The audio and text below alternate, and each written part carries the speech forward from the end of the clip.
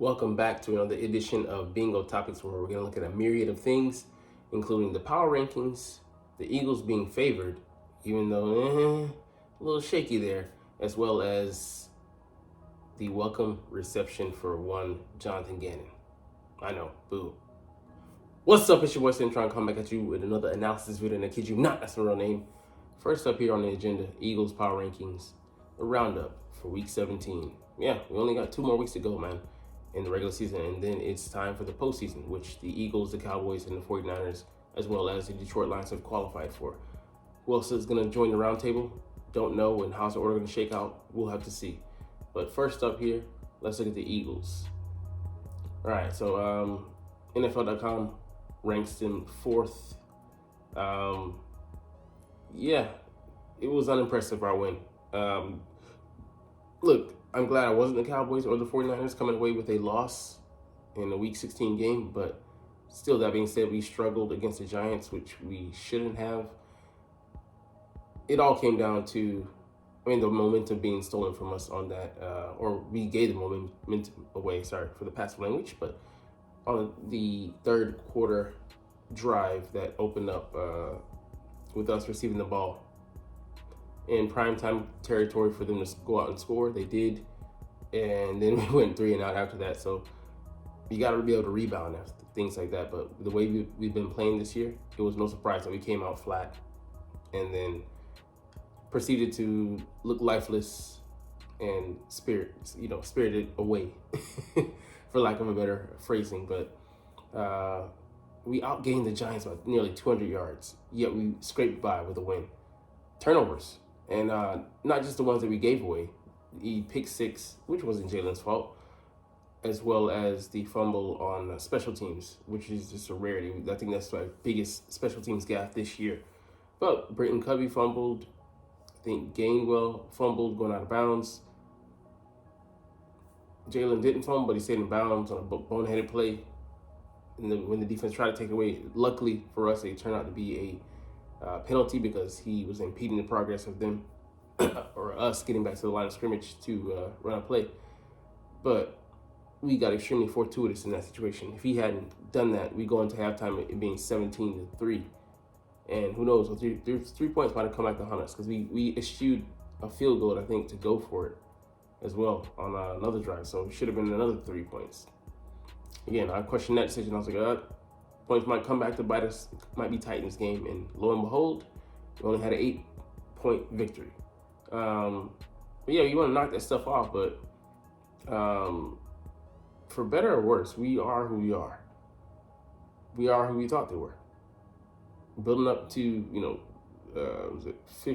week 15, 16, Tiger said in another video, Tiger is not going to change stripes. We pretty much have set in motion who we're going to be. And outside of a drastic change, there's no switch that's going to be flipped going into the playoffs. Yes, there are different stakes, and the veterans get that. But the way we've been playing disjointed, that's not going to disappear. That lack of chemistry, the dysfunction, all that stuff surrounding the team is not going anywhere. So we'll have to just weather it and try not to let it hamper our play any worse than it already has. So, all right, ESPN, they're like, rankings aren't even worthy because the Eagles suck. No, they didn't release any. They have us ranked the 7th. I wouldn't argue with that. It's right around where I have us because I'm not sure that we can beat even the teams that have yet to qualify for the playoffs that look like they will, like the Rams, the Vikings. Let's see who else. The Seahawks. Yeah, we took an L against them. Beat the Vikings earlier in the season before they found their footing, but this team doesn't inspire confidence in you, despite having 11 wins. We'll get to that later. But A.J. Brown he was offense in the first half, and then he's come back to earth with numbers, 41 catches, 455 yards, 2 TDs. That being said, we still going to rely on him a lot. Jalen does. He's Jalen's number 1 target. Let's be honest. He locks in onto him too often, and byproduct of the offense because they want the one read and go. And then Jalen ends up doing it more so because that's just going to be a side effect of him going to him. Going to build that reciprocity, and he's not going to look elsewhere. But we have weapons, and we saw last week, with Grant Calcaterra making his first 2 catches of the year this late in the game. No pun intended, but it's crazy that we can't work in more pieces. I mean, it's not for the sake of truly being multiplicitous, but for the sake of just spreading out the defense's focus so they can't lock in on just our prime 3 guys, Dallas Goedert, Devonta Smith, and A.J. Brown. But it's a broken record at this point. All right, USA Today has us at 3rd. And them saying we're going to go further, I think that's a misstep there. I don't think they truly meant further than last year, because that would mean winning the Super Bowl. And I don't see this team shaping up to be a team that is Super Bowl bound. Like I said, things could change. We'll see next month in January, playoff football. That being said, yeah, last year was a prime shot for us to get it. Going in halftime, we had a 10-point lead. It should have been 17 points because we should have drove downfield for a touchdown. And that might have been the difference there. That might have damn well been the difference. If we don't even get 17, maybe we get 3, force them to have to score a touchdown, and maybe they do, But when you get to the Super Bowl, you got to win those damn things, man. Now, I've witnessed Donovan McNabb go and not win. We won in 2017, but then, of course, coming up short in 2022, last year. It's ultra frustrating. When all we had, I think we get one stop on defense. Yeah, we probably win that game in the second half. But, things were not to be. So we'll see what our fates, where our fates lie this year. But like I said, you'd have to be extremely brave or just blinded by blind loyalty to pick them to win this year. Like I said, I'm realistic. Not going to be pessimistic, not going to be optimistic, I'm going to be realistic. All right, let's see. I don't agree with our odds. Us being tied with the Dolphins for the best chances to go. I would definitely not put us. I would put us ahead of the Chiefs, but I would definitely put the Cowboys ahead of us at this point. They've shown a bit more consistency, albeit the schedule has been lighter for them in recent weeks. You know what? I don't know how I feel about that, actually. I might feel comfortable putting the Cowboys ahead of the Chiefs, but below the Eagles. So I maybe would switch those last 2. But they have the best odds, but I mean, that's just because they're the NFC. The Ravens should have the best odds. That's crazy to me that they don't. This is released in 27. Nah, come on, bro. Come on now. All right, Yahoo has a 6th. And I might have had an overreaction recently. I call this the worst 11 and 14. Not ever, but we look pretty bad though, man. And it's funny. It's not even talent.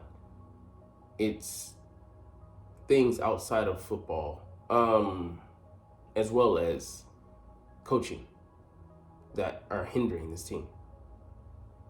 But yeah, we look uninspired, man. Uninspired. But we definitely don't make things easy.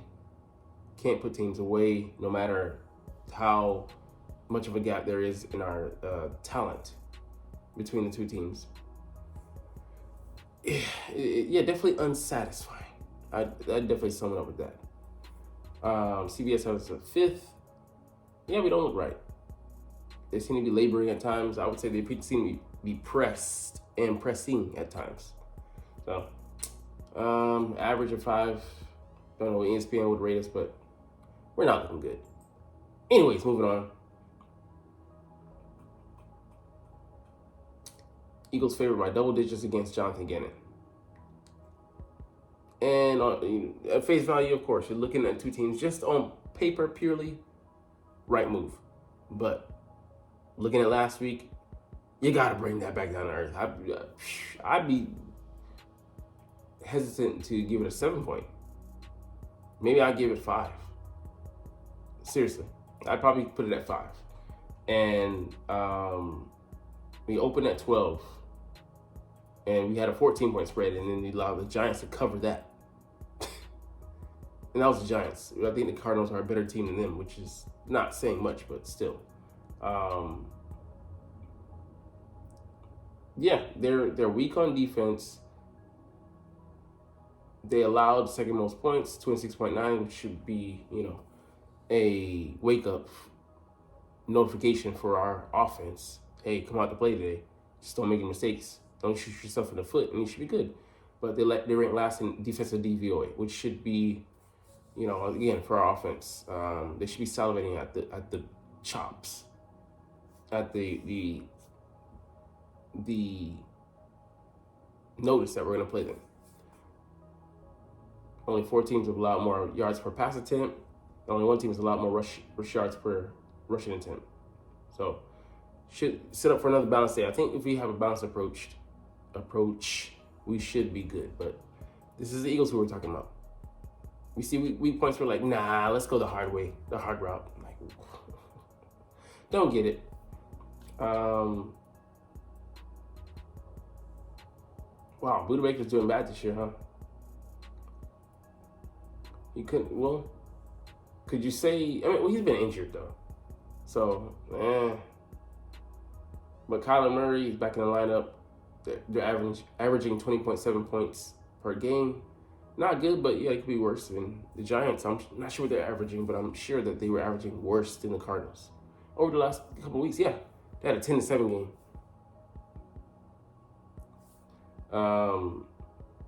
Kyler Murray is more than a year removed from the ACL injury, and he's coming off his best passer rating, 97.5, in a Week 16 loss against the Chicago Bears when they were Bears won favored by 3.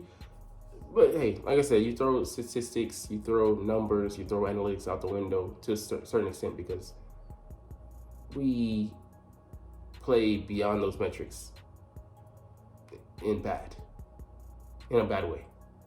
So hopefully the Eagles show up. And it's a home game as well. We gotta go away to the Giants next week, but that's next week. First, focusing on these Cardinals. And the man at the helm of the Cardinals is the much beleaguered Jonathan Gannon here in Philadelphia. We don't like him. Nick Sirianni said that, he hopes that he's uncomfortable when he comes here. Loves the guy, not like the people in here in Philly. He doesn't feel the same, obviously, because he worked with him for 2 years. They did some special things. He had a terrible 2021, then good, at least until we made it to the Super Bowl run on defense, where he just was like, hey, talent, go out there and play. But it's going to be awkward, weird. But, JG's going to be motivated to come in here and get a dub, saying, hey, I coach like this on defense since I'm not here. What I wasn't allowed to do, I'm going to show you. So the extra oomph there. But, they're going to be dealing with some other stuff we'll get to in a second. But I don't know, man. Definitely not a warm welcome. Like, we don't like Jonathan Gannon here.